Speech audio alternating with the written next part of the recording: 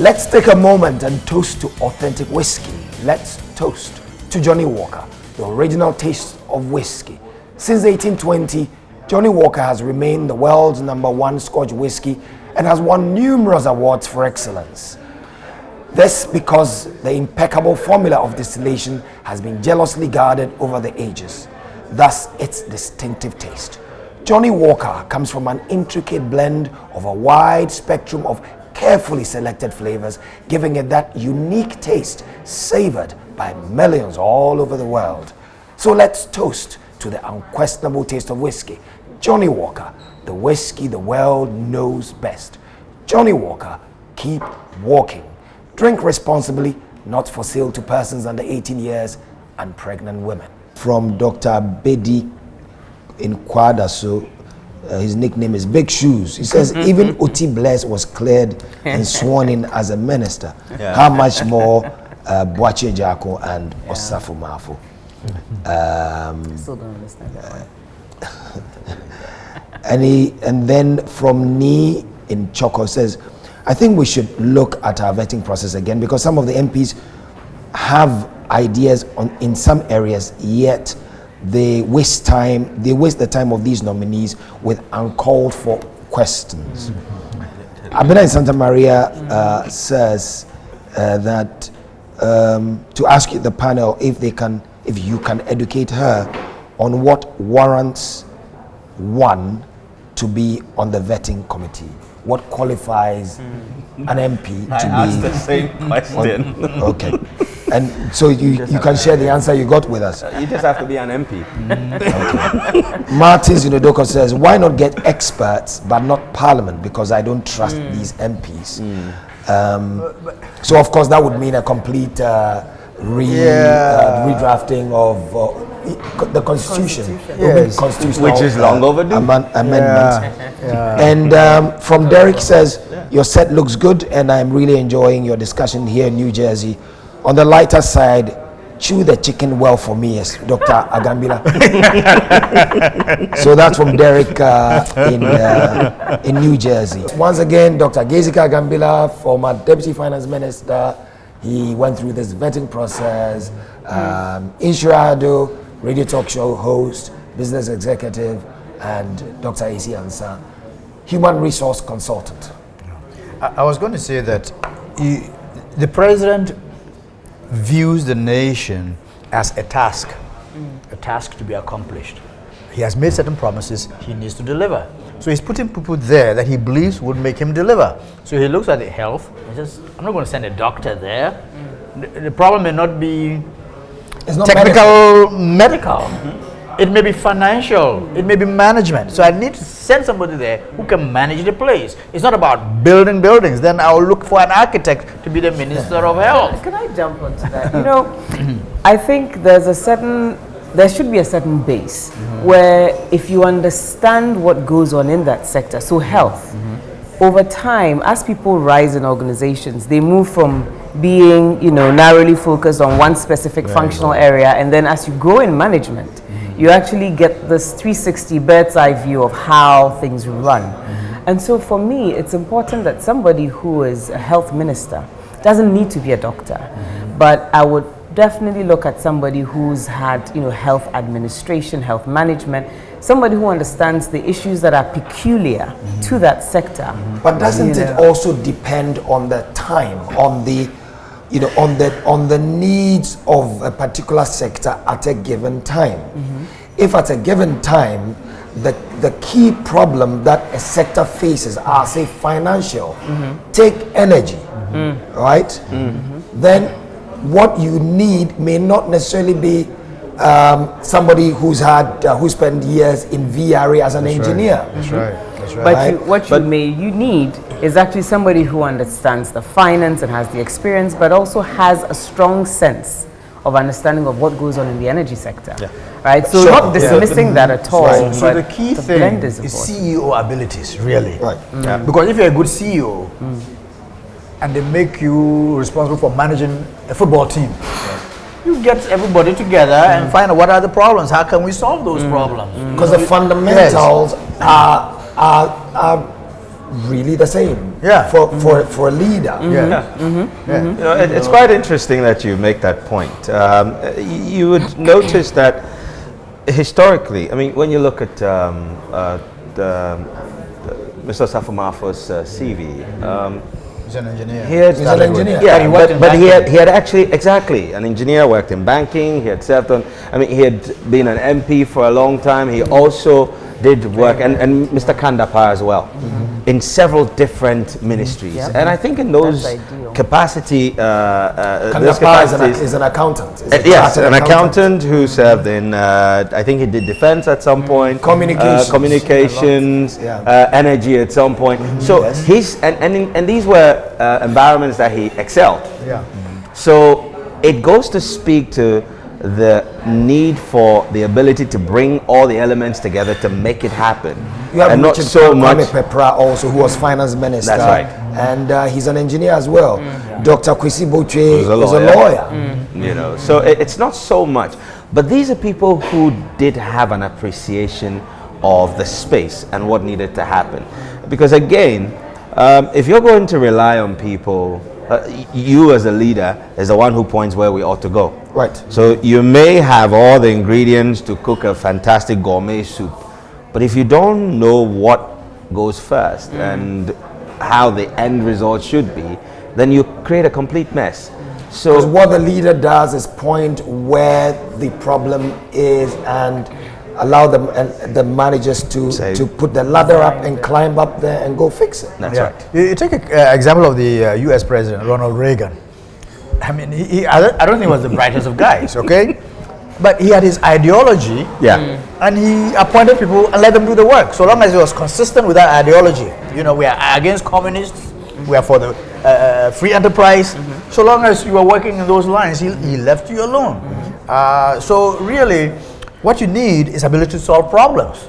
You know, and if you can solve problems, they put you anywhere and you manage it. So, for instance, the appointment of Keanu Foriata for me suggests that a big problem is how are you going to gather financial resources to manage the economy? That's right. And this is somebody who has spent his life gathering financial resources and knows how to do it. So he's Mobilizing there. from the private sector. That's That's right. right. Yeah. You know, with a seed fund of $25,000. That's right. Now worth managing assets in excess of about $500 million US dollars. Yeah. Yeah. Let me extend your Reagan example. I think it was in the early 80s when the NTSB strike, where he said, look, you know what, let's file the traffic controllers. That's Yes. right. Air traffic controllers. Air traffic controllers Yes. decided that they wanted to go And they on had strike. voted for him. They had voted, yeah. And he says, you know what, you're not going to hold me to ransom. But you see, he decided where he wanted to go, but he did not act alone. He would have had the people who would have made sure that constitutionally you can get away with what you're about to do, and these are the possible fallbacks, and this is where we can make some gains, and this. So have the vision, have the fortitude to be able to say, this is where we're going to go, and I'm convicted it would work. But you guys have to be with me and make it happen. And so, yes, the president oversees the overall vision, but the ministers he puts over there are operational managers who themselves have teams that must understand where they're going. But you look at our public sector, I mean, look, it needs a major overhaul, and you're putting people who are representing a political ideology above this big base of people who don't really produce very well. So already there's a challenge, but it takes a person who can get people to start seeing a new picture. It's about getting into the minds and hearts of the people so that in as much as they may not necessarily like you, they start feeling a part of this big grand vision that you've put out there, and they want to give their all for it. You know, so I will always go back to leadership on this. I think that we're politically in an environment that is going to be very demanding. People Yes. are not going to be patient as they've been in the past. And I think that's probably the reason why the president has appointed a minister to be responsible for monitoring and evaluation. He is going to check, he's going to run the place like a corporation. So every Monday morning, You are in health. I mean, what progress have you made in these activities that are important to us? You are in education. Yeah. What progress have you made? And then a minister will report to him. So you think that's on a good it. idea? Yeah, definitely. I agree. Definitely. I think it's a because brilliant idea. the number one problem in Ghana is implementation. We Yeah. have all the ideas, but we can never implement anything because it's not measured. But now with technology, with the mobile phones and so forth, if you say the building is complete, somebody can WhatsApp the picture. You know. So on this matter of the majority of the cabinet coming from Parliament. Yeah, it has its That- weaknesses, but you know the historical Yes, background I do. to that. And, Yes. I guess you're talking about 1980, Dr. Liman's government. Yeah, you know, 69, we took the British model, Prime Minister model. Yes. Yeah. And so after the elections, well, in the Prime Minister model, all the people All the ministers have to come from Parliament. have to come from Parliament. And even the Prime Minister himself has to be a parliamentarian. Yeah. Which meant that in 69, most of Volta region voted for now. Right? So they were in opposition. So it wasn't possible to include a lot of people from Volta region in the government. And some people think that this It was ultimately impossible led to get anybody from well, okay. Yeah. I mean, it wasn't impossible. It could Yeah, have been but- done. yeah, but it was because you could difficult. still have picked some MPs from now, but who were not necessarily from your party to be ministers. Well, but in the Westminster system, I don't know whether you can really do that because it is a government that falls. It's you the know, party the that party that falls falls. under government. Yeah. So we went away from that in '79. We said it had those problems. So we went to the American model. They said we are To president. the other extreme. Yeah, we went to the extreme, take the American model, and say, look, if you're going to be a minister, you can be in Parliament. Complete separation Yes. of powers. That's right. Good in theory, but in our environment doesn't work because now the MPs say, we are the ones who suffered in the trenches, campaigned for you to win, and now you've won. You've picked people from who were living in luxury in Germany and Britain and America, and they are now ministers. And in those days, parliamentarians didn't have a lot of facilities, you know. So that led to weaknesses in the administration. Then, of course, we took the is it Solomonic solution? Let's cut it in half. Well, of course, Half of the then- British system and then half of the British American. system. Right. And of And it has course, its problems. Yeah. You know, so the constitutional changes that have been proposed would not require that 50%. They say you should take some. You know. then of course you had the budget that was rejected, Dr. Yeah. Liman's budget that was rejected, that seminal moment. Yeah. But this 50-50 is also a 50-50 whose spirit, of course, it's a majority. So, but at the very minimum, at least half. So, whose spirit is in favor of the president choosing more people from Parliament, because it sets a floor below which the president cannot go. So it's not less than 50. 50. And right? the Or a important thing is, majority. it doesn't say you have to come from your party. No, it doesn't. From It doesn't Parliament. say that. It says Yeah. from Parliament. So that means that the president can actually choose every one of his ministers from Parliament, because there's no upper There's seat. no There isn't. You're right. You're right. Yeah. And that could be problematic. dangerous. Yeah. I really So would in love theory- But in practice, The you won't get president the competence. Well, but or- in theory, that's possible. Yeah. Yeah. But if you reversed it and established a roof or a ceiling Yeah. instead of a floor, then that reverses the spirit. Yeah. You may choose from Parliament, But you can never but you exceed cannot it. exceed Exceed a certain this number. threshold. So maybe 35%, 25%, 40%. Then that signals that we actually would prefer for you to not have so many from Parliament, even if you do have some. And you see, I think the work of a parliamentarian, when you talk to a few of them, it's a lot of work in itself. It's a full-time job. Running a ministry is another full-time job. In the meantime, you're having to keep an eye on your constituency. You know, how effective are you going to be and you do carrying have all these? some MPs whose constituency is in Upper East or Upper Yeah. West, and who are regional ministers, and of course still have to But sit in generally, Parliament. if you're an MP from a faraway place like Upper Region or Upper East or Upper West or the Northern Region, they wouldn't make you a regional minister. If you're an MP from a region that is not too far away, like Then it could be, Ashanti yeah. or Western, you know, they may make But I you. think That has been the fundamentally, practice. having somebody who's working, you know, as a parliamentarian, you're representing your people, your constituents. And a lot of times you end up with people who complain that, well, we've never seen our MP. It's been 4 years. It's campaign time now. We've seen him.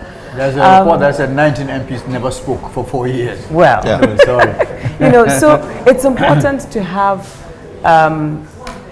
set them up to be effective. But if I'm a minister and I still need to pay attention to my constituency, that's a lot to juggle. And at the end of the day, you shortchange both ends. You know, because at the end of the day, your people don't see you, they don't have access to you, etc.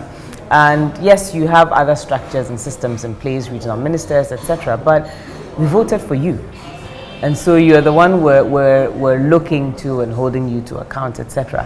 But then you also have a portfolio. You're a minister of whatever, agric, and so you have responsibilities.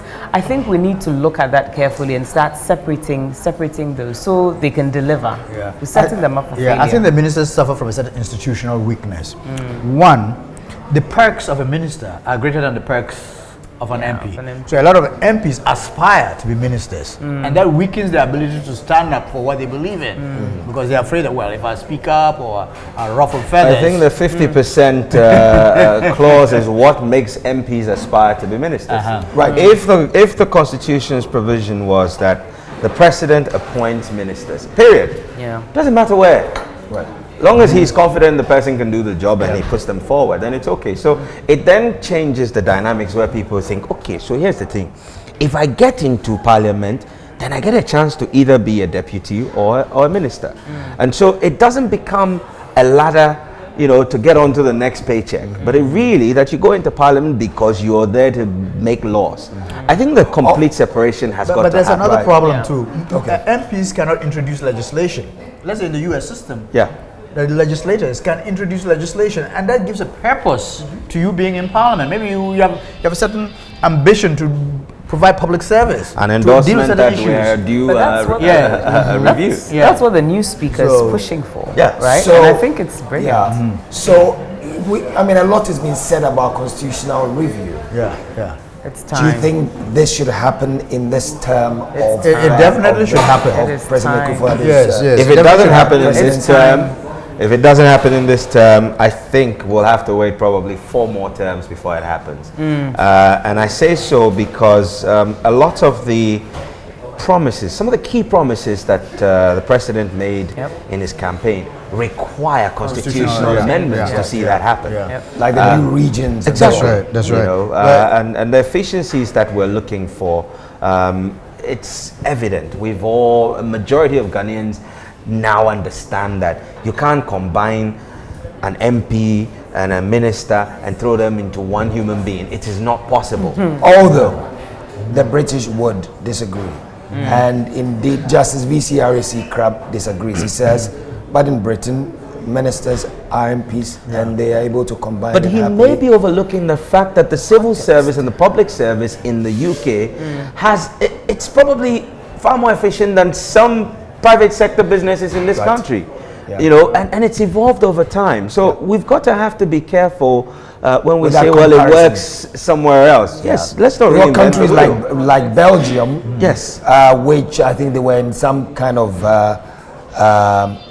there was a period where they were unable to elect a government, and the civil service ran the country for like 2 or 3 years. You know, so these are efficiencies that we need to be aiming for. And let's not just talk about constitutional review. I think a massive public sector overhaul, and these things have got to run. You know, you've got to run a vertical, horizontal overhaul on this. Whilst you're looking at changing the space in which we do things, you've got to have to start strengthening the institutions so that the people who can actually do the job getting there. There are far too many. I heard a story today which really marveled me. Somebody ordered an Uber from a ministry.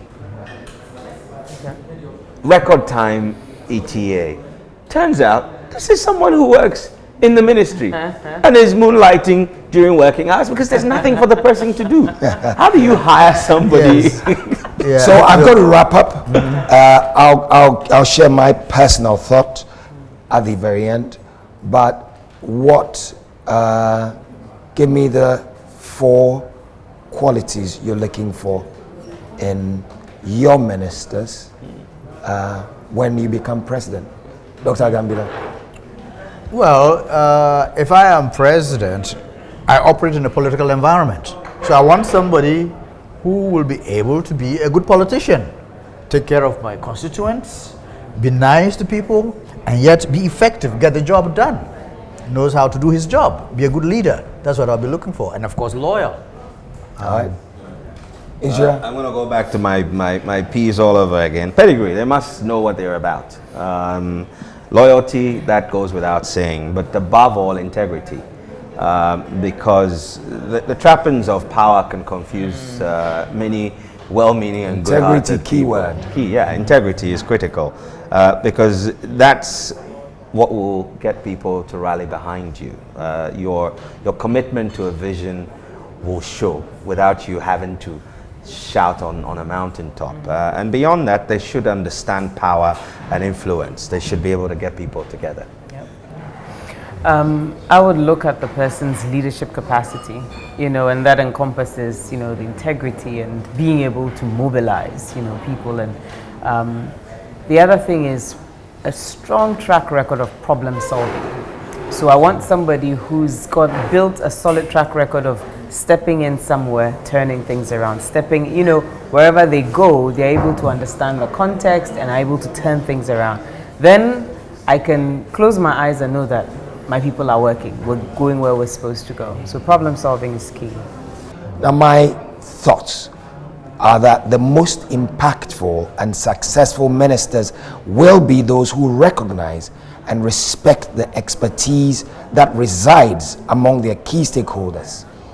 The bureaucrats or civil service, academics, researchers, think tanks / civil society, industry players, sector frontliners. For example, if you're the health minister, the nurses and the doctors and the workers in the, if it's education, is the teachers, NATs and the rest of them, as well as external best practice and experience. What's worked elsewhere? What can we learn from it and adapt it to our purposes?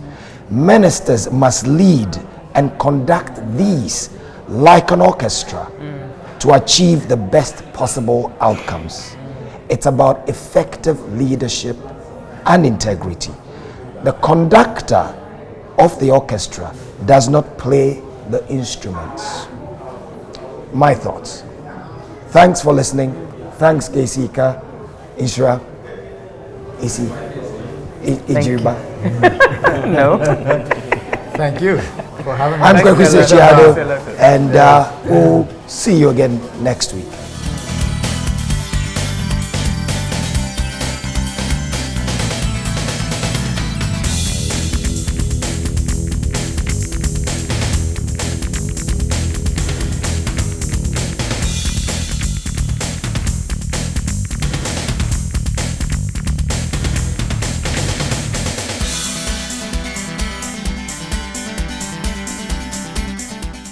The Lounge, proudly brought to you by Johnny Walker.